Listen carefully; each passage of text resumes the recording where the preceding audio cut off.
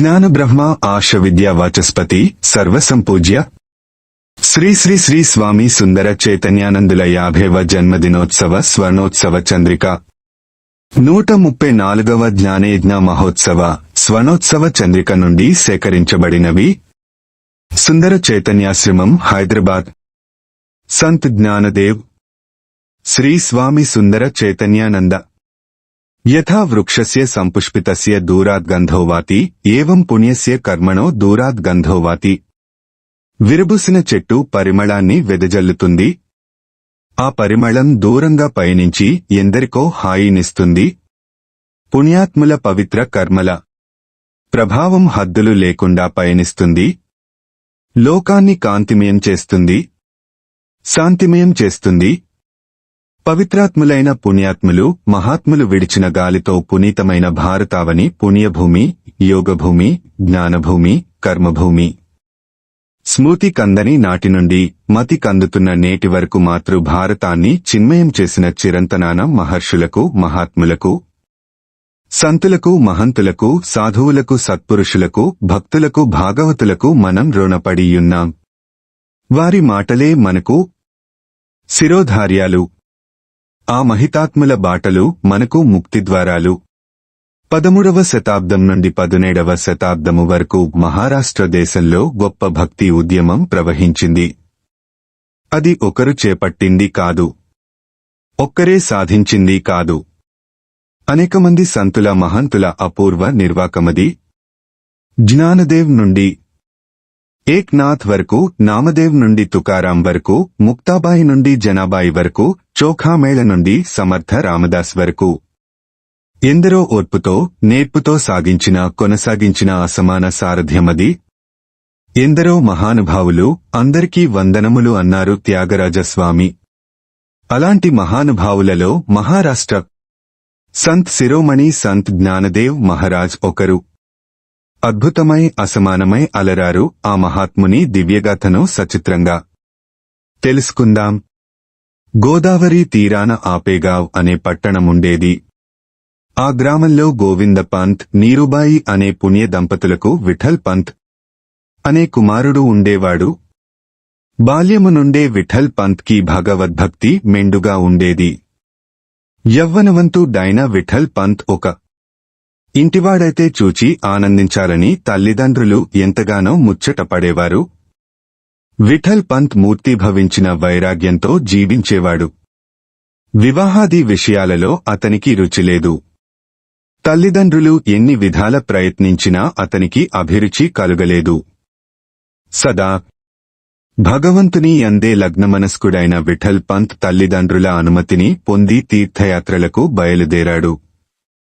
అనేక పుణ్యక్షేత్రములను దర్శించి పూనాకు సమీపమున గల ఆలంది అనే పుణ్యక్షేత్రానికి వచ్చాడు. అక్కడ సిద్ధేశ్వర స్వామి. అనేక పుణ్యక్షేత్రములను దర్శించి పూనాకు సమీపమున గల ఆలంది అనే పుణ్యక్షేత్రానికి వచ్చాడు. అక్కడ సిద్ధేశ్వర స్వామి ఆలయముంది. ఆలయంలో సిద్ధేశ్వరుని దర్శించాడు విఠల్ పంత్. బుద్ధిని శుద్ధి చేసి సిద్ధిని ప్రసాదించమని ప్రార్థించాడు. అలందిలో సిద్ధేశ్వర మూలస్థానమునంటుకొని ఇంద్రయాణి నది ప్రవహిస్తూ ఉంటుంది. నదీ తీరములో ఆసీనుడై ఆలోచించసాగాడు విఠల్ పంత్. నిద్రించేవానికి తలగడ అవసరమే కావచ్చు. అలాగని చుట్టుకొని పడుకొని యున్న కోడెత్రాచుపై తలపెట్టుకొని ఎవరైనా నిద్రిస్తారా? ఆకలి ఉండొచ్చు. ఆహారం లోపల ఉందని తగలబడుతున్న ఇంటిలోకి ఎవరైనా ప్రవేశిస్తారా? నివసించడానికి గృహం లేదని, సింహం వసించే గుహలో జీవించాలని ఎవరైనా సంకల్పిస్తారా? ఇవన్నీ అసంభవాలు. నా వివాహం కూడా అంతే. నేను బ్రహ్మచారిగానే ఉంటాను.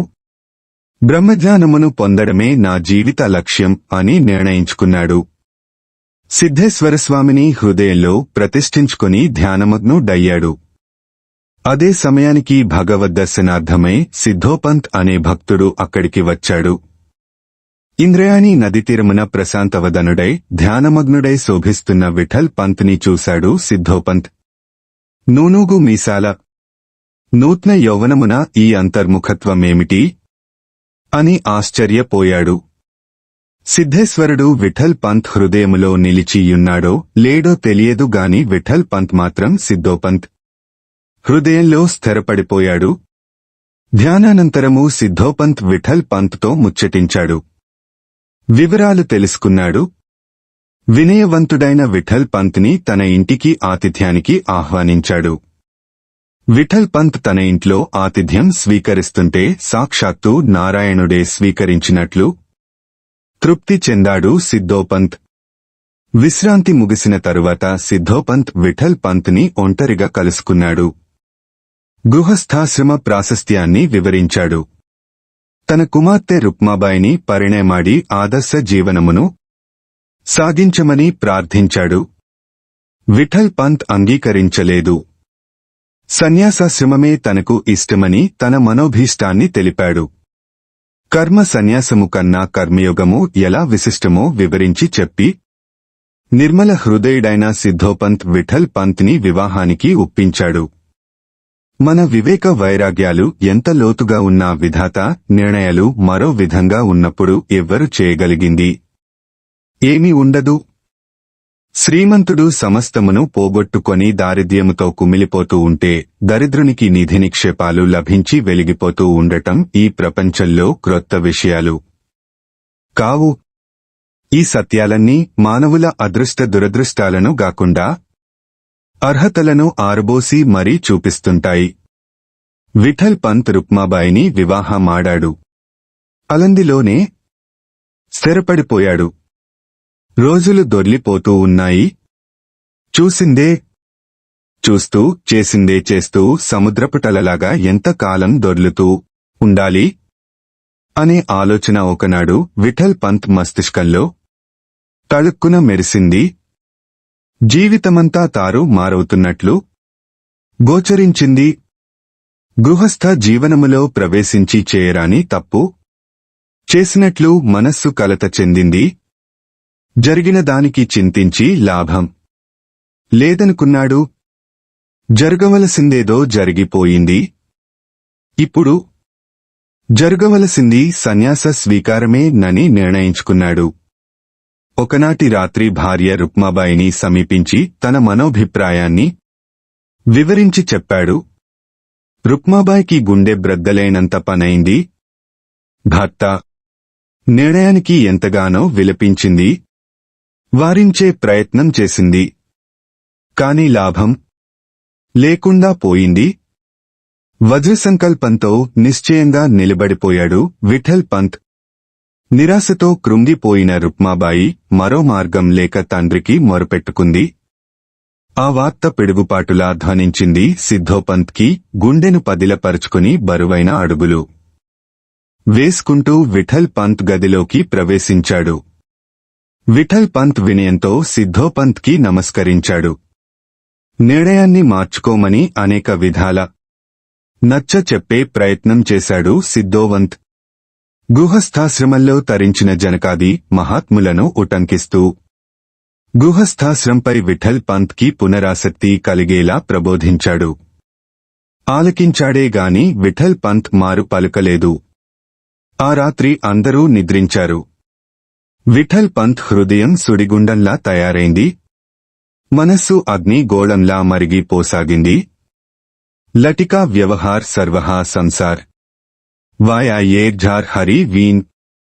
నిస్సార సంసారము మాయా వ్యవహారము, హరి విస్మరణము శ్మశాన ప్రయాణము అని మనసు ఘోషించింది. అంతే.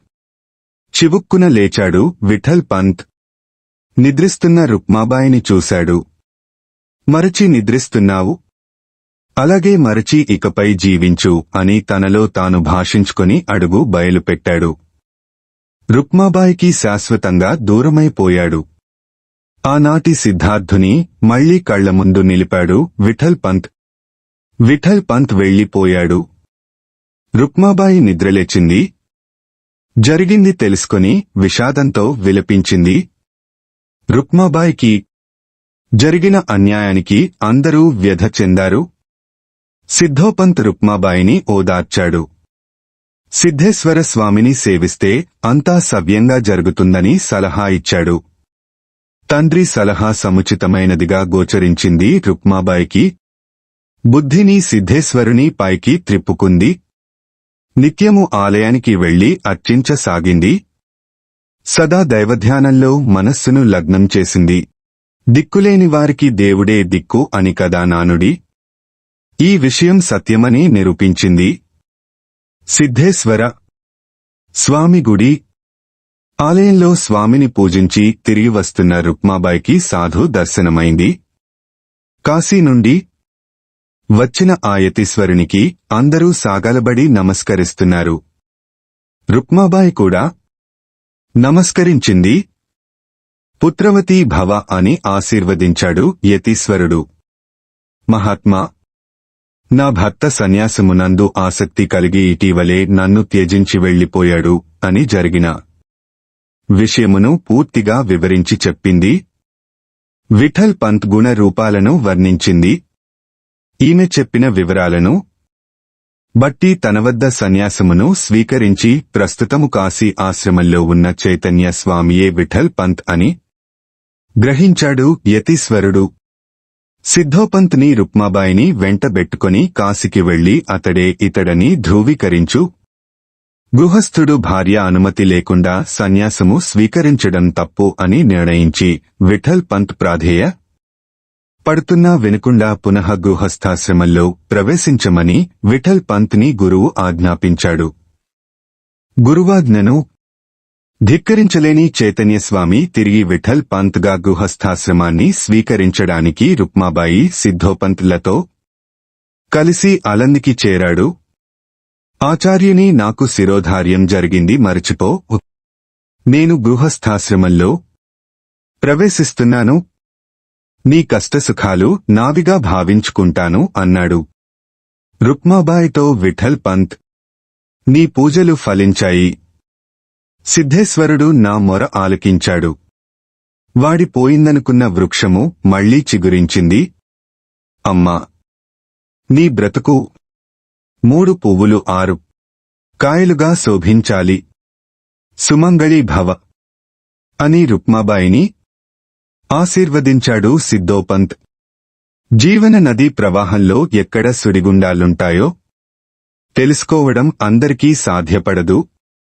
జీవన రాగాలలో ఎప్పుడు అపశృతులు తలెత్తుతాయో అందరూ ఊహించలేరు. విఠల్ పంత్ పునః గృహస్థాశ్రమాన్ని స్వీకరించడాన్ని విప్రసమాజము గర్హించింది. అంతటితో ఆగలేదు. పెద్ద పులిలా గాండ్రించింది. సన్యాసి గృహస్థాశ్రమంలో ప్రవేశించడం అనుచితం. విఠల్ పంత్ భ్రష్టుడు. కులానికే కళంకం తెచ్చాడు. వంశాన్ని అప్రతిష్ట పాలు చేశాడు. ధర్మవ్యవస్థనే చావుదెబ్బ కొట్టాడు. గ్రామంలో అతడు వెలివేయబడ్డాడు. ఇకమీదట అతనితో ఎవ్వరూ భాషించకూడదు అని నిర్ణయించాడు ధర్మాధికారి. కాలం అనుకూలం కానప్పుడు తగిలిన కాలికే దెబ్బ తగులుతుంది అంటారు పెద్దలు. కొందరి విషయంలో అది అక్షర సత్యమై భాసిస్తుంది. విఠల్ పంత్ వెలివేయబడ్డాడు. దురదృష్టం వెంటాడి సిద్ధో పంత్ని ఈ లోకం నుండే దూరం చేసింది. అలందిలో జీవించడం విఠల్ పంత్కి దుర్భరమైంది. రుక్మా బాయితో పాటు ప్రారబ్ధాన్ని వెంటబెట్టుకుని అరణ్యానికి వెళ్లాడు. విఠల్ పంత్ అక్కడ ఆశ్రమాన్ని నిర్మించుకున్నారు. ఎక్కువ కాలం భగవచ్చింతనలో కాలం గడపసాగారు. అరణ్య సమీపంలో ఉన్న గ్రామస్థులు ఒకనాడు విఠల్ పంత్ని చూశారు. వారి గాథను విన్నారు. తమతో పాటు గ్రామంలో వసించమని ప్రార్థించారు. వారి ప్రేమకు విఠల్ పంత్ రుక్మాబాయిలు చలించారు. వనం నుండి గ్రామానికి మకాం మార్చారు. ఎప్పుడూ చీకటి రాత్రులే ఉంటాయా? వెన్నెల రాత్రులు విడిది చేయకుండా ఉంటాయా?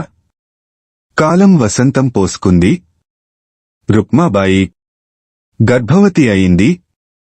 మధుమాసం మధుర ఫలాలను ప్రసాదించినట్లు రుక్మాబాయి దివ్యరూపులైన 4 పిల్లలకు జన్మనిచ్చింది. ముగ్గురు మగపిల్లలు, ఒక్క ఆడబిడ్డను కన్నది రుక్మాబాయి. వారిలో పెద్దవాడు నివృత్తి, రెండవవాడు మన కథానాయకుడు జ్ఞానదేవ్, మూడవవాడు సోపాన్, చివరగా ముక్తాబాయి. పిల్లలందరూ తండ్రి వద్దనే విద్యనభ్యసించారు. అందరూ స్ఫురద్రూపులే. ఏ విషయాన్ని కూడా రెండవసారి చెప్పించుకోరు. భవ్యమైన బిడ్డలను గాంచి వారి భవితవ్యాన్ని ఊహించుకొని మురిసిపోయేవాడు విఠల్ పంత్. పిల్లలు పెద్దవారవుతున్నారు. వారికి ఉపనయన సంస్కారము చేయించాలని భావించాడు విఠల్ పంత్. తన మనోభిప్రాయాన్ని గ్రామంలోని పండితులకు తెలిపాడు. అది అసంభవం అని నిరాకరించారు పండితులు. సన్యాసి సంతానము సంస్కారాలకు అర్హతను కోల్పోయింది అని నిర్దాక్షిణ్యంగా మాట్లాడారు. విఠల్ పంత్ హృదయం ముక్కలైంది. అతికించను విలుపడని విధంగా పగిలిపోయింది. పరితాపంతో పశ్చాత్తాపంతో కుమిలి పోతున్న హృదయం తీర్థయాత్ర సందర్శనములో నైనా కొంత కుదుట పడుతుందేమోనని భావించి రుక్మాబాయిని నలుగురు బిడ్డలను వెంటబెట్టుకుని తీర్థాటనకెళ్లాడు విఠల్ పంత్. గోదావరిలో స్నానం చేశాడు. జీవనరహదారిని సుగమం చేయమని గోదావరి తల్లిని ప్రార్థించాడు విఠల్ పంత్. త్రయంబకేశ్వరంలో రథోత్సవము జరుగుతున్నట్లు విఠల్ పంత్ కి తెలిసింది. భార్య పిల్లలను వెంటబెట్టుకుని వెళ్లి ముక్కంటిని దర్శించాడు. ఉత్సవంలో ఉత్సాహంతో పాల్గొన్నారు. తిరిగి వస్తూ ఉండగా మార్గమధ్యంలో ఒక వన ప్రదేశంలో పులి గాండ్రింపు వినిపించింది. అది వినగానే యాత్రికులందరూ అటు ఇటు చెల్లాచెదరయ్యారు. విఠల్ పంత్ భార్య పిల్లలను వెంటబెట్టుకుని పరుగెత్తి ఒక సురక్షిత ప్రాంతం చేరాడు. కాని పెద్ద కుమారుడైన నివృత్తి తప్పి పోయాడు. పులి అతడిని తరిమింది. పులి తరుముతూ ఉండగా భయపడి పరుగెత్తిన నివృత్తి బాగా అలసిపోయి ఇక పరుగెత్తలేక ఒక గుహలో ప్రవేశించాడు. ఆ గుహలో నాథ్ సంప్రదాయానికి చెందిన గహినీనాథుడు ధ్యానమగ్నుడై గోచరించాడు. మత్స్యేంద్రనాథుని శిష్యుడైన గోరఖ్ నాథుడు గహినీనాథుని గురువు. గహినీనాథుడు నివృత్తిని ఆశీర్వదించాడు. దీక్ష నొసగి కరుణించాడు. అంతేకాదు తాను ప్రసాదించిన దీక్షను జ్ఞానదేవునకు కూడా ఇమ్మని నివృత్తిని ఆదేశించాడు. గురుకృపకు పాత్రుడై తిరిగి తల్లిదండ్రులను చేరుకున్నాడు నివృత్తి. పులి నోటిలో పడవలసిన వాడు గురు హృదయంలో ప్రవేశించగలిగాడు. ఇలాగే ఉంటాయి దైవలీలలు. జరిగిన విషయమునంతా తల్లిదండ్రులకు వివరించి చెప్పాడు. నివృత్తి తల్లిదండ్రులు ఆనందంతో పొంగిపోయారు. రుక్మాబాయి విఠల్ పంత్లు మిశ్రమ భావాలతో కదిలి పోసాగారు. హర్షశోకాలు ఏకమై వారి పవిత్ర హృదయాల్ని పిండుతున్నాయి. భవ్యమైన బిడ్డలు కలిగారనే సంతోషం ఒకవైపు, అలాంటి బిడ్డలకు కనీసం ఉపనయన సంస్కారము కూడా జరుపలేకపోతున్నామనే విషాదం మరొకవైపు వారిని కుదిపేస్తున్నాయి. తాను చేసిన పాపం బిడ్డల పాలిట శాపమైంది. దీనికి పరిహారము చెల్లించాలి అని అభిప్రాయపడి తీర్థాటన ముగించుకొని రాగానే తీవ్రంగా ఆలోచించసాగాడు విఠల్ పంత్. జీవించి ఉపయోగపడలేని తాను మరణిస్తే పిల్లలకు మేలు జరుగుతుందేమోనని భావించాడు. అర్ధరాత్రయింది. నలుగురు బిడ్డలు ఆదమరిచి నిద్రపోతున్నారు. రుక్మాబాయిని వెంటబెట్టుకుని చీకటిలో బయలుదేరాడు విఠల్ పంత్. ఇక తమకు చీకట్లే చాలనుకున్నారు. బిడ్డలకు ఇక్కట్లు తొలగితే చాలని భావించారు. అలహాబాద్ చేరారు. భార్యాభర్తలిరువురు త్రివేణి సంగమంలో దూకి మరణించారు. ఆహా! సంఘజీవనమా! సాటి మనిషిని నిర్దాక్షిణ్యంగా హింసించే పైశాచిక సమాజమా! ధర్మశాస్త్రాలను అభ్యుదయానికి సోపానాలుగా గుర్తించడం మరచి అమాయకుల బ్రతుకులతో చెలగాటమాడేందుకు పరికరాలుగా మలుచుకున్న నిర్దయ దౌర్భాగ్య సంఘమా! ఇందుకా ధర్మం? ఇందుకా నీతి? ధర్మముసుగులో దానమేసే దౌర్భాగ్యులున్నంతకాలం ఈ సమాజంలో విఠల్ పంతులకు విలువలుండవు. రుక్మాబాయిలు రాణించలేరు. తల్లిదండ్రులను పోగొట్టుకున్న నలుగురు పిల్లలు ఆవుకు దూరమైన దూడల వలె అల్లాడిపోయారు. వృక్షము విడిచిన పక్షుల్లాగా పచార్లు చేస్తూ పరితపించారు, విలపించారు. వీధిలో తిరుగుతూ అమ్మా నాన్నని పిలిచారు. అదిగో అమ్మ అంటూ వెనుక వైపు నుండి రుక్మాబాయి లాగే గోచరిస్తున్న ఒక మహిళను ముక్తాబాయి ఏడుస్తూ వాటేసుకుంది. షీ! విడువు! ముష్టిదానా! అంటూ ముక్కుపచ్చలారని బిడ్డను కసితీరా కొట్టింది. మాతృత్వానికే మచ్చ తెచ్చే రీతిలో ఆ భామామణి. తమ్ముళ్లను చెల్లాయిని తీసుకొని ఇంటికొచ్చాడు నివృత్తి. ఇక మన కాళ్ల మీదనే మనం నిలబడాలి. గురుదేవుల ఆశీస్సులు మనకు తోడుగా ఉంటాయి. పరమాత్మ కృపే మనకు కవచము అని ఓదార్చాడు. సోదరీ సోదరులను నివృత్తి. ఆడుకోవలసిన వయస్సులో బ్రతుకు చదరంగంలో క్రీడించవలసిన పరిస్థితి ఏర్పడింది. నివృత్తి మాటలు జ్ఞానదేవ్ హృదయంపై చెదరని ముద్రలే నిలిచాయి. తనవంతు బాధ్యతని తాను నిర్వర్తించాలని భావించాడు జ్ఞానదేవ్. జోలె తగిలించుకొని నివృత్తికి తెలియకుండా బిచ్చం మెత్తుటకు వీధిన పడ్డాడు.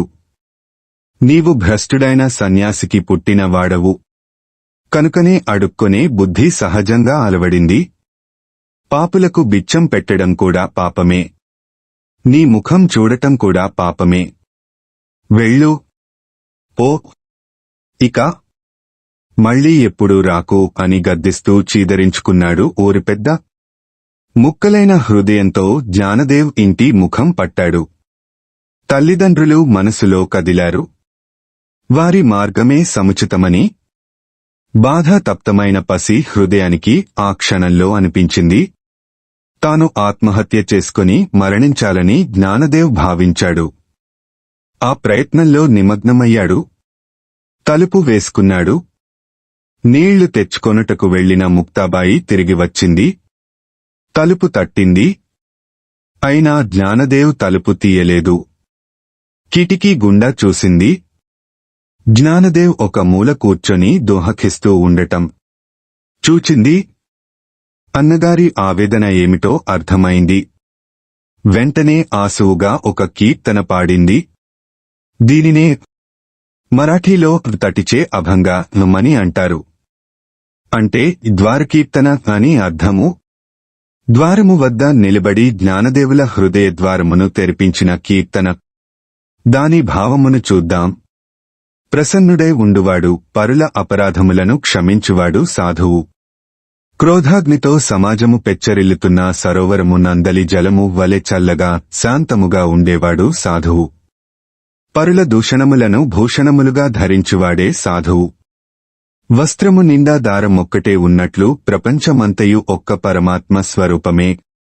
జ్ఞానదేవా, తలుపు తీయవా అని పాడింది ముక్కు పచ్చలారని ముక్తాబాయి. మల్లెల వలె తెల్లనైన చల్లనైన చెల్లి హృదయ సౌందర్యానికి పులకరించి పరవశించిన జ్ఞానదేవుడు తలుపు తీశాడు. తమ్ముని హృదయావేదనను నివృత్తి అర్థం చేసుకున్నాడు.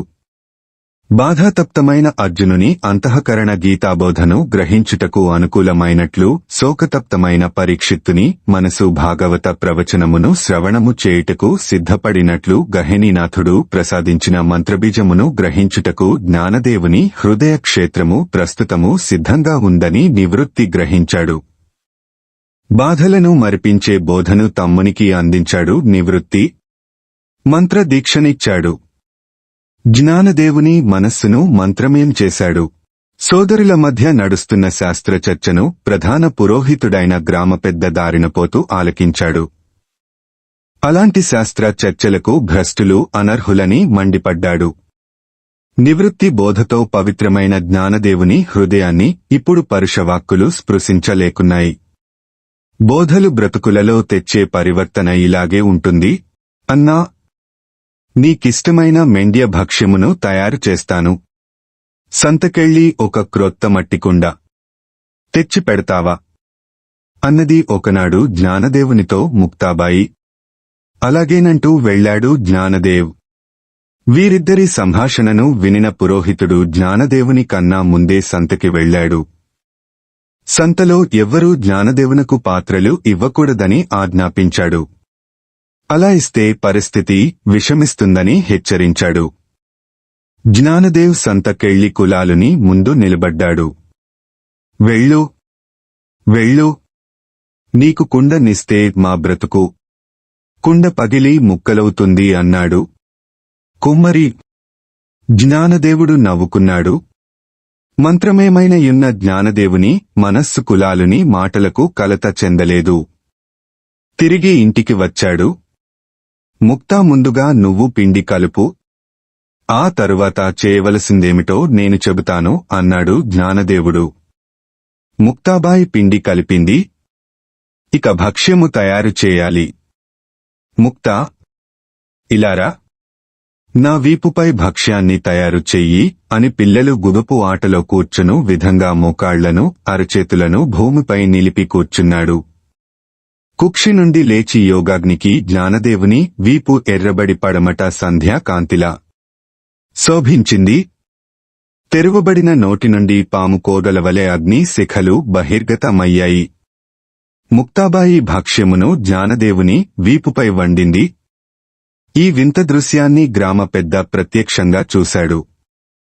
గ్రామ పెద్దకు కనువిప్పు కలిగింది. పశ్చాత్తాపంతో హృదయం తడిసిపోయింది. జ్ఞానదేవ ముక్తాబాయిలకు చేతులెత్తి నమస్కరించాడు. తన తప్పిదమును మన్నించమని ప్రార్థించాడు. ముక్తాబాయి వండిన భక్ష్యమును జ్ఞానదేవులవారి అమృతహస్తము నుండి ప్రసాదంగా స్వీకరించాడు. కాఠిన్యాలు అందరిలో ఉంటాయి. వాటిని కరిగించుకుంటే బ్రతుకులో అందాలు చిందుతాయి. గ్రామ పెద్దలో మార్పు రాగానే గ్రామ పండితులు పురోహితుల్లో కూడా మార్పు కొట్టొచ్చినట్లు కనిపించింది. ఒకవైపు సానుభూతి పెరుగుతూ ఉండినా విఠల్పంత్ సంతానానికి ఉపనయనము చేయడం ఎలా అనే సంశయము కూడా వారిని మరొక వైపు పీడించసాగింది. ఉద్దండులైన పండితులు పైఠానపురంలో ఉన్నారు. వారి సలహా తీసుకోండి అని పండితులు నివృత్తికి సలహా ఇచ్చారు. పండితుల సలహా మేరకు నివృత్తి జ్ఞానదేవులు తమ్ముడు సోపాన్ని, చెల్లెలు ముక్తాబాయిని వెంటబెట్టుకుని పైఠానపురానికి బయలుదేరారు. మార్గమధ్యంలో పండరీపురానికి వెళ్లి విఠలనాథుని దర్శించి అర్చించారు. పండరీపురం నుండి బయలుదేరి పైఠానపురానికి నడక సాగించారు. సోపాన్, ముక్తాబాయిలు చిన్నవారైనందున నడువలేకపోయారు. నివృత్తి సోపాన్ని, జ్ఞానదేవ్ ముక్తాబాయిని భుజాలపై ఎక్కించుకుని నడిచారు. పైఠానపురము చేరారు. మూర్తీభవించిన వలె చతుర్వేదాల ప్రకాశిస్తున్న సోదరీ సోదరులను చూచి పైఠానపుర ప్రజలు ఎంతగానో సంతోషించారు.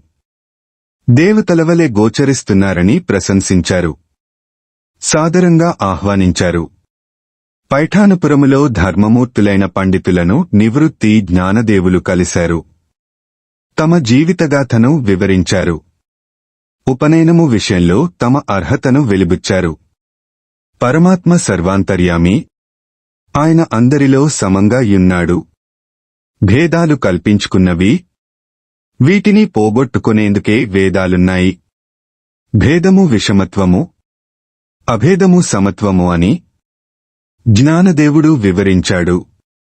నీవు చెప్పేది నిజమైతే అదిగో అక్కడ ఉన్నదే, ఆగేదే నీవు ఒకటేనా అన్నాడు ఒక బ్రాహ్మణుడు జ్ఞానదేవునితో. సందేహం లేదు అని జ్ఞానదేవులు అంటూ ఉండగానే యజమాని ఆ గేదెను కర్రతో కొట్టడం జరుగుతుంది. నా మాట మీకు ఆశ్చర్యంగా ఉండొచ్చు. చూడండి, ఆ గేదెకు తగిలిన దెబ్బ నాకు తగిలింది అన్నాడు జ్ఞానదేవుడు. విప్రులు జ్ఞానదేవుని వీపును చూశారు. దెబ్బపడినట్టు వీపుపై ముద్ర కనిపించింది. ఈ సంఘటన అందరినీ ఆశ్చర్యంలో ముంచెత్తింది. ఇదేదో గొప్ప విచిత్రంగానే ఉంది. కాని మాదొక్క మాట. గేదెకు తగిలిన దెబ్బ నీకు తగిలి ఉండవచ్చు. ఇది దేహస్థాయి విషయం. కాని మనోబుద్ధులు కలిగి విచక్షణ జ్ఞానంతో చరించే నీవు సహజాతాలతో చరించే గేదెలు ఎలా ఒకటవుతాయి? నీవు వేదం పలుకుతున్నావు, ఆ గేదె వేదం వల్లిస్తుందా? అన్నాడు మరొక విప్రుడు. తప్పకుండాను అంటూ జ్ఞానదేవుడు ఆ గేదె వద్దకు నడిచి దాని దేహంపై చేయి వేశాడు. వెంటనే గేదె నోరు తెరచి వేదమంత్రాలను సుస్వరంతో వల్లించడం ప్రారంభించింది. ఈ సంఘటన పండితులను దిగ్భ్రాంతికి గురిచేసింది. జ్ఞానదేవుడు సిద్ధపురుషుడని నిర్ణయించుకుని పండితులందరూ ఆయన పాదాలపై పడ్డారు. సంస్కారాలనేవి శుద్ధి కార్యాలు. పరమపవిత్రులైన ఈ చిన్నారులు సంస్కారాలకు అతీతులు అని నిర్ణయించింది ధర్మపీఠం.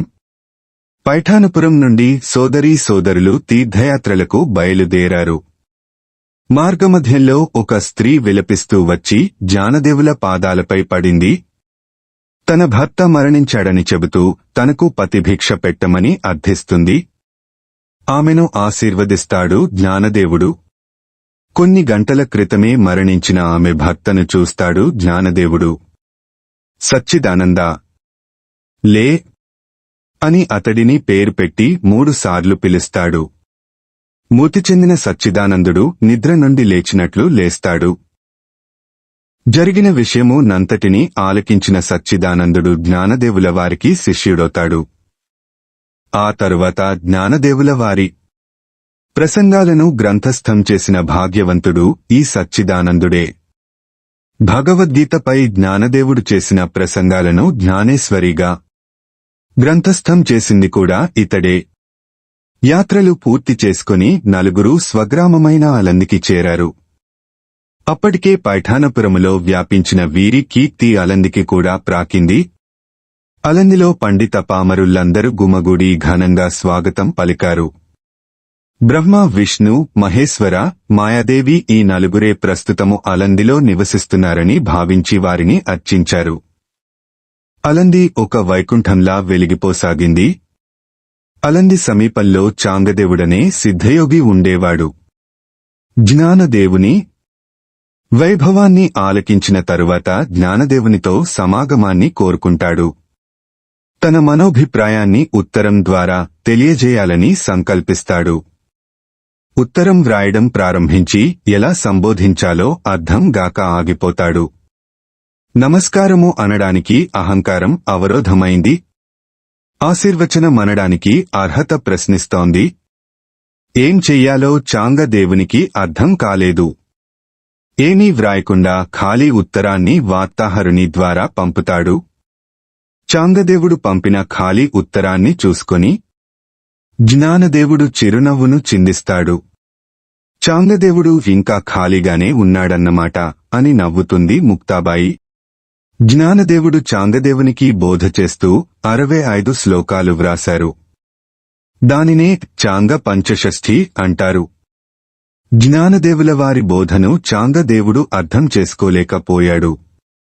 తానే స్వయంగా బయలుదేరాడు.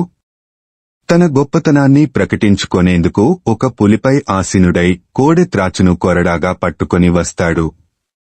ఆ సమయానికి నివృత్తి, జ్ఞానదేవ్, సోపాన్, ముక్తాబాయిలు ఒక గోడపై కూర్చొని శాస్త్రచర్చ చేస్తూ ఉంటారు. వ్యాఘ్రారుఢుడై వస్తున్న చాంగదేవుని చూస్తారు.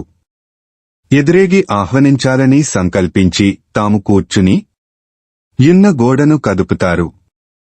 ఆ గోడ పక్షిలాగా లేచి చాంగదేవునికి ఎదురుగా పయనిస్తుంది. చాంగదేవుని అహంకారము అంతరిస్తుంది. జ్ఞానదేవుల పాదాలపై బడి చాంగదేవుడు క్షమాభిక్ష కోరుతాడు. చాంగదేవుని వెంటబెట్టుకుని నివృత్తి సోదరులు సంకీర్తన చేసుకుంటూ పండరిపురం వెళ్తారు.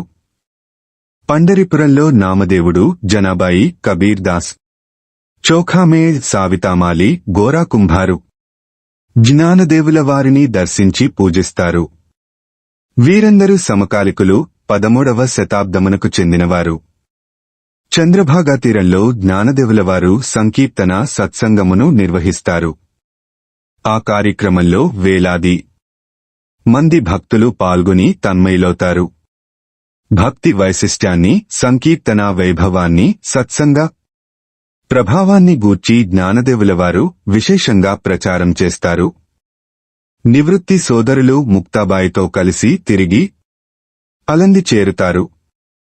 ఒకనాడు నివృత్తి, సోపాన్, ముక్తాబాయిలతో తన నిర్ణయాన్ని వ్యక్తం చేస్తాడు జ్ఞానదేవుడు. ఈ ప్రపంచంలో నేను వచ్చిన పని ముగిసింది. నా సందేశము జనావళికి అందింది. ఇక నేను జీవసమాధి అవుతాను, ఆశ్రితులను రక్షిస్తాను అన్నాడు జ్ఞానదేవుడు. జ్ఞానదేవుని అభీష్టాన్ని సోదరీ సోదరులు నిరాకరించలేదు. ఆనంద బాష్పాలను రాల్చారు. అలందిలో ఇంద్రయాణి నది తీరమున జీవసమాధికి సన్నాహాలు పూర్తయ్యాయి. ప్రవేశ సమయం సమీపించింది. వేలాది మంది భక్తులు అశ్రుధారలతో ఇంద్రయాణి నది తీరానికి చేరిపోయారు. విఠల్ నాథి కీ జై, ఆ జ్ఞానదేవ్ మహారాజ్ కీ జై అంటూ మిన్నుముట్టే విజయఘోషలతో ప్రతిధ్వనిస్తోంది. ప్రశాంత వదనులై జ్ఞానదేవులవారు చేతులు జోడించి నమస్కరిస్తూ నదీ తీరానికి వచ్చారు. ఆయన వెంట నివృత్తి, సోపాన్, ముక్తాబాయి, భక్తులు, భాగవతోత్తములు నడిచి వచ్చారు. తన గురువు జ్యేష్ఠభ్రాత అయిన నివృత్తినాథుని పాదాలపైబడి నమస్కరించాడు జ్ఞానదేవుడు. నివృత్తి జ్ఞానదేవుని ఆశీర్వదించాడు. భక్తులందరికీ నమస్కరించి ప్రత్యేకంగా నిర్మించిన సమాధి ప్రదేశంలోకి దిగారు జ్ఞానదేవులు. చేతిలో జపమాల ఉంది. సమాధి స్థానంలో ధ్యానాసనానికి ఎదురుగా రుక్మిణీ విఠలనాథుల మూర్తులు ఉంచబడ్డాయి. ముక్తాబాయి దీపారాధన చేసింది. సోపాన్ ఆసనంపై పూలు పరిచాడు. భగవద్గీతలోని 9వ అధ్యాయమైన రాజవిద్య రాజగుహ్య యోగమును జ్ఞానదేవుడు పఠించాడు. ఆ తరువాత ధ్యానపీఠముపై ఆసీనుడయ్యాడు. చేతితో జపమాలను త్రిప్పుతూ మెల్లగా నేత్రాలు మూశాడు. నివృత్తినాథుడు ఆ బెలమును పెద్దబండతో కప్పేశాడు. 400 సంవత్సరాలు గడిచాయి. మహాభాగవతోత్తముడైన సంత్ ఏక్నాథ్ మహారాజ్ ప్రాభవంతో మహారాష్ట్రము వెలిగిపోతూ ఉంది. ఒకనాటి రాత్రి జ్ఞానదేవుడు ఏకనాథ్కి స్వప్నదర్శనమిస్తాడు. తన సమాధి ప్రక్కనున్న వృక్షము యొక్క వేళ్లు సమాధిని గుల్లబరచినాయని, ఆ రంధ్రముల గుండా సమాధి స్థానంలోనికి క్రిములు ప్రవేశిస్తున్నాయని, దానిని మరమ్మత్తు చేయించమని చెబుతాడు. ఏకనాథుడు వెళ్లి చూస్తాడు. మహద్భాగ్యంగా భావించి చెబుతాడు. ఏకనాథుడు వెళ్లి చూస్తాడు. మహద్భాగ్యంగా భావించి మరమ్మత్తులను చేయిస్తాడు. శ్రీ జ్ఞానదేవులవారి సమాధి స్థానం నేటికి కూడా ఎందరో భక్తులకు దివ్యమైన స్ఫూర్తిదాయక స్థానమై వెలుగుతోంది. నిత్యము అసంఖ్యాకంగా వచ్చి భక్తులు దర్శిస్తూ ఉంటారు. ప్రతిరాత్రి పల్లకీ సేవను ఉత్సవ రూపంలో నిర్వహిస్తూ ఉంటారు. జ్ఞానదేవులవారి సమాధి మందిరము ధ్యాన స్ఫూర్తిని కలిగిస్తుంది, జ్ఞానదీప్తిని వెలిగిస్తుంది అనేది అందరి విశ్వాసమే కాదు, నా అనుభవము కూడా. అలందిలో ఇంద్రయాణి నదిలో స్నానమాచరించి జ్ఞానదేవుని సమాధి మందిరమున రాత్రి 11 నుంచి 30 వరకు గంటలకు ధ్యానంలో నేను పొందిన దివ్యమైన ప్రశాంతత ఇప్పటికీ నా స్మృతిపథము నుండి దూరం కాలేదు. మహాత్ముల జీవితాలు మనకు స్ఫూర్తి ప్రేరకాలు. వారి మాటలు దీప్తి ప్రబోధకాలు. వారి బాటలు శక్తి ప్రచోదకాలు. వారి చరణముల నంటిన ధూళికణాలు ముక్తి సోపానాలు. జై జై సంతమండలికి. ఈ పుణ్య వృక్షము వేళ్లే సమాధిలోకి చొచ్చుకొని ప్రవేశించింది.